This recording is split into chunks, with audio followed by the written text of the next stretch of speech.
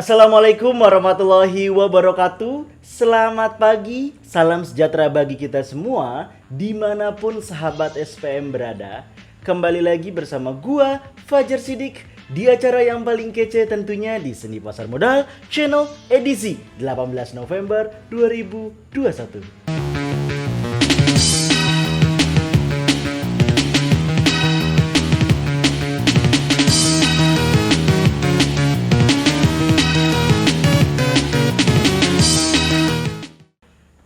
Analisis teknikal saham harian 18 November 2021. Pada edisi ini, gua akan ngebahas mengenai recap pergerakan IHSG pada perdagangan kemarin, yaitu 17 November 2021, serta emiten apa yang menarik untuk diperdagangkan pada perdagangan hari ini, 18 November 2021. Ini adalah pergerakan indeks harian yang terjadi pada perdagangan kemarin tanggal 17 November 2021. Bisa dilihat secara overall, indeks yang ada di bursa efek kita itu mengalami hijau royo. Indeks itu apa sih? Indeks itu adalah kumpulan kelas. Jadi itu adalah sebuah kelas A, kelas B, kelas C, yang dimana isinya adalah orang-orang atau perusahaan-perusahaan yang memenuhi kategori-kategori di kelas tersebut. Itulah yang disebut sebagai indeks secara sederhananya. Artinya di sini jumlahnya pun beragam karena setiap kelas itu mempunyai kategori atau syarat-syarat yang harus dipenuhi sehingga anak tersebut bisa masuk di kelas A, kelas B, kelas C, atau ketiga kelasnya bisa masuk ketiga-tiganya. Nah, itulah yang disebut sebagai indeks. Kumpulan kelas-kelas jika dirata-rata itu disebut sebagai rata-rata kelas, di mana rata-rata kelas secara keseluruhan itu disebut sebagai indeks harga saham gabungan. Pada perdagangan kemarin, IHSG itu positif 0,36%. Lalu LQ45 positif 0,55%. Kompas 100 positif 0,36%. IDX 30 positif 0,58%. Pasti ada yang nanya, kenapa sih lu bang ngebahasnya cuma yang positifnya itu dari LQ45, dari JII, ataupun dari Kompas 100, ataupun IDX 30. Kenapa? Karena inilah backbone dari yang namanya tulang punggung pasar modal saham Indonesia. Ibarat sebuah badan ataupun tubuh. Walaupun di situ ada jantung, ada paru-paru, ada otak, ya. Kalau backbone, tulang belakang kita, tulang belakang di sini nih, itu mengalami gangguan, ya, wassalam. Percuma ada paru-paru, ada jantung, ada usus lambung segala macam, wassalam. Gak bakal bisa berdiri kita. Karena pusat kontrol selain ada di otak, itu ada yang namanya di tulang belakang. Itulah backbone itu sangat penting. Di mana backbone dari IHSG itu bisa tercermin dari LQ45, IDX 30, atau lebih luas lagi itu adalah Kompas 100. Jadi muka IHSG itu ada di ketiga indeks ini. Itu kenapa setiap video gue selalu mereview ketiga itu. Tetapi selalu ada namanya top gainers dan top loser dari setiap bursa hijau ataupun bursa merah. Top gainers ada BPTR, Amin, MITI, Itmawaran, dan INTD. Sedangkan top loser ada RIGS, PBRX, PNSE, WAPO, dan BNBA. Dan ini adalah pergerakan IHSG pada perdagangan kemarin 17 November 2021. Kita bisa dilihat di sini, pada awal bursa terbentuk gap yang luar biasa tinggi ya di sini. Luar biasa tinggi, hampir berapa puluh poin ya. Dari di sini 6.444 dibuka di 6.664. Artinya ada 20 poin yang membentuk gap. Lalu kemudian ditutup hingga di 6.650. Ada sekitar 10 poin yang ditutup. Masih ada sekitar 10 poin lagi yang belum ditutup. Ya. Ini tidak terlepas dari Iya, ini menjelang akhir November, start Desember, jadi wajar aja mesinnya itu agak dikendorin dulu untuk biar ditarik kencang pada di bulan Desember. Penurunan pada perdagangan kemarin itu tidak terlepas pada awal-awal sesi setelah jam 10. Itu bisa dilihat di sini nih. Mengalami merah. Artinya di sini buangan cukup besar, jadi tidak mengherankan mengalami penurunan. Tetapi yang menjadi perhatian di sini adalah volume yang masuk pada perdagangan terakhir adalah hijau royo. Yang jadi pertanyaan, apakah pada awal sesi hari ini akan hijau royo? Gua sendiri pribadi enggak yakin itu. Karena gue lebih yakin akan yang namanya potensi koreksinya cukup tinggi. Datar cenderung koreksi. Ini tidak terlepas dari nanti di sini ya. Bursa Asia nih. Kita lihat dari yang pertama dulu dari CNBC Indonesia nih, yang ini nih. Ini yang ini.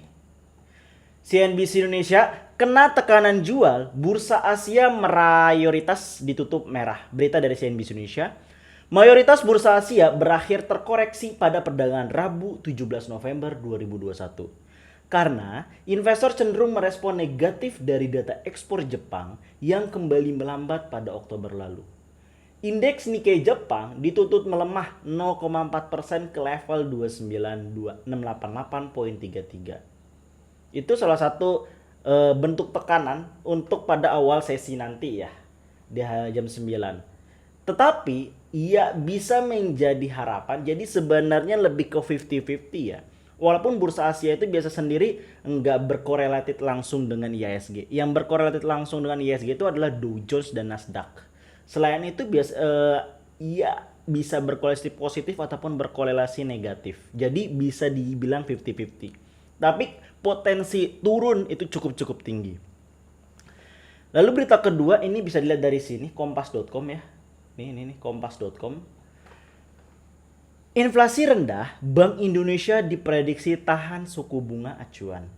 Bank Indonesia diperkirakan masih akan menahan suku bunga acuan di level 3,5% dalam rapat Dewan Gubernur Bank Indonesia November 2021. Asal tahu saja, BI menggelar RDG pada tanggal 17 November 2021 hingga 18 November 2021. Artinya hingga hari ini. Pengumumannya bisa sore. Artinya dampak yang akan dirasakan bisa hari ini ataupun besok. Tapi karena hari ini belum mengalami pengumuman, mungkin pengumumannya sekitar siang ya, sesi kedua lah. Sekitar sesi kedua. Ini menunjukkan market masih nunggu-nunggu nih. Kalau memang ditahan itu biasanya akan responnya positif.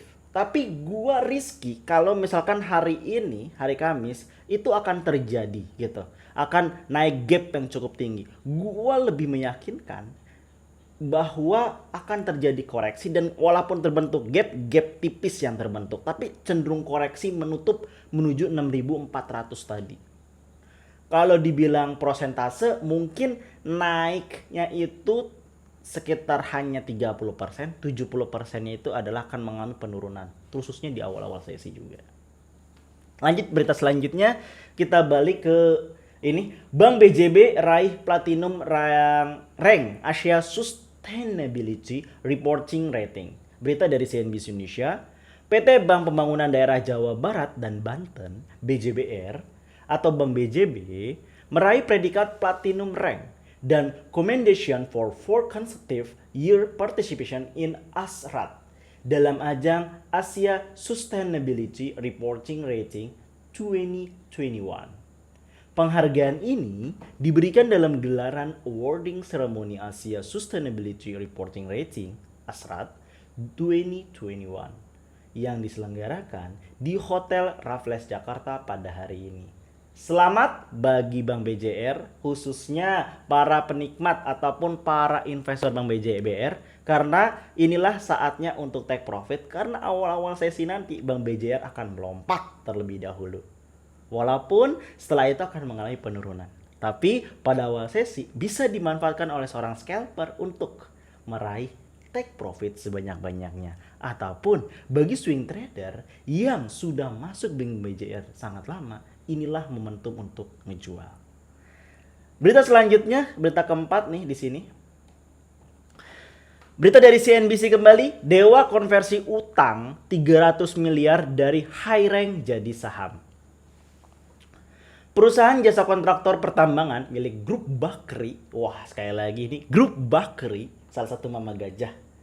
PT Dharma Henwa Dewa berencana untuk melakukan penambahan modal tanpa memberikan hak memesan efek terlebih dahulu atau private placement dengan menerbitkan sebanyak 5.870.821.080 saham biasa seri B. Iya, bisa dibilang ini jasoso sebenarnya. Tapi ini bisa dimanfaatkan momentum. Ingat, Grup Bakri merupakan salah satu mama gajah yang siap menggoreng kapan aja. Kalau lu trader lama, lu akan tahu karakter dari Bakri itu sendiri seperti apa ya. Kalau yang belum tahu, cobain aja.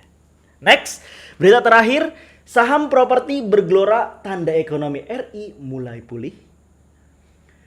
Sejumlah saham emiten properti menguat pada awal perdagangan hari ini, Rabu 17 November 2021. Melanjutkan kenaikan setidaknya sejak penutupan perdagangan Selasa kemarin, 16 November 2021.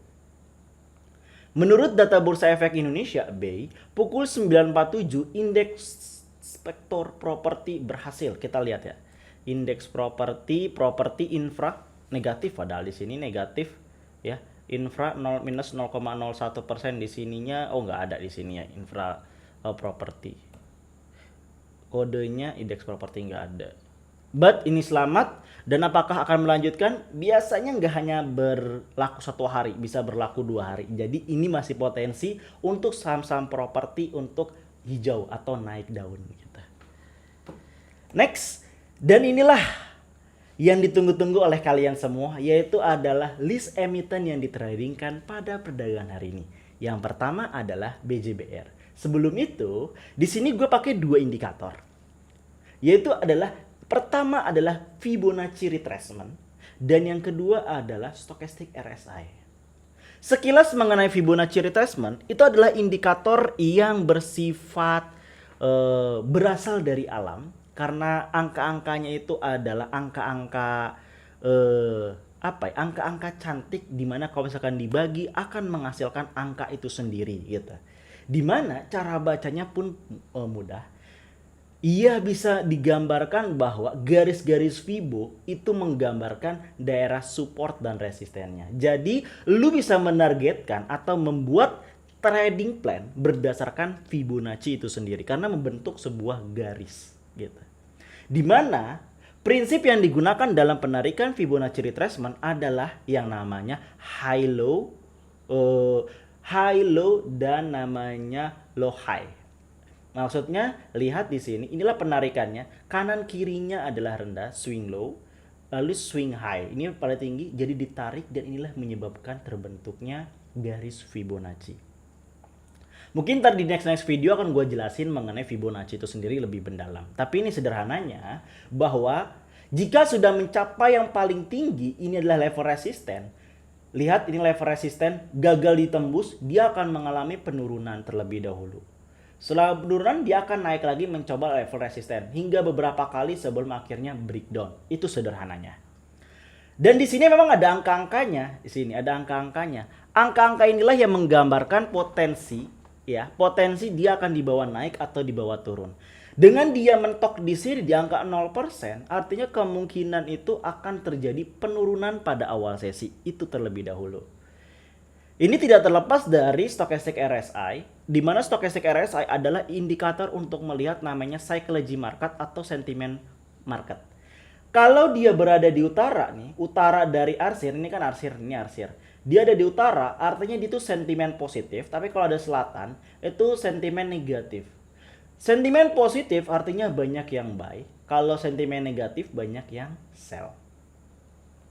Dan ini terbentuk Golden Dead Cross. Jadi potensi turun pada awal-awal sesi cukup tinggi. Tetapi jangan lupa, ada yang namanya berita. Jadi ini bisa lu manfaatin seketika Iya, sekitar jam 9 sampai 9 lewat 10 itu waktu lu yang bisa lu gunain sangat-sangat sempit untuk melakukan trading BJBR. Tapi setelah itu jangan disimpan lama-lama, langsung cut loss. Langsung jual. Oke? BJBR buy 1380 sampai 1390, cut loss di 1370, jual di 1395 sampai 1400. Kedua adalah emiten Amin karena dia adalah top gainers.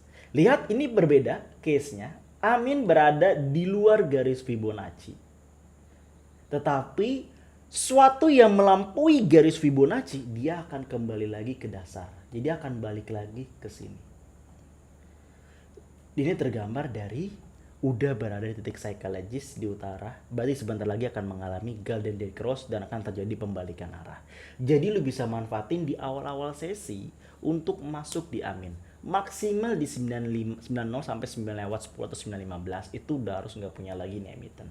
Beli di 240 sampai 250, cut loss di 210, jual di 260 sampai 295. Lalu selanjutnya adalah Harum. Yang Harum case-nya berbeda. Lihat Harum di sini.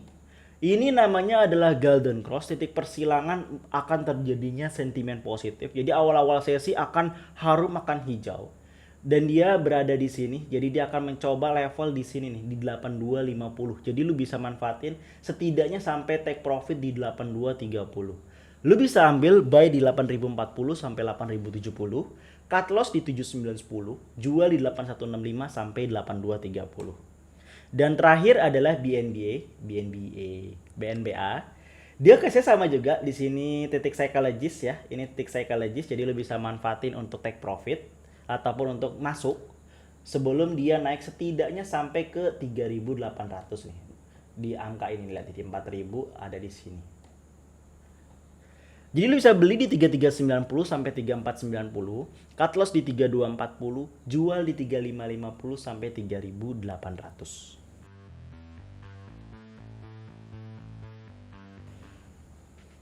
Kurang lebih itu yang bisa gue sampaikan pada perdagangan hari ini. Silahkan digunakan dengan baik ya. Jangan lupa untuk menjadi seorang trader harian, yaitu menggunakan dua prinsip, don't be greedy dan be disciplined. Gue Fajar Sidik pamit, bye, happy cuan.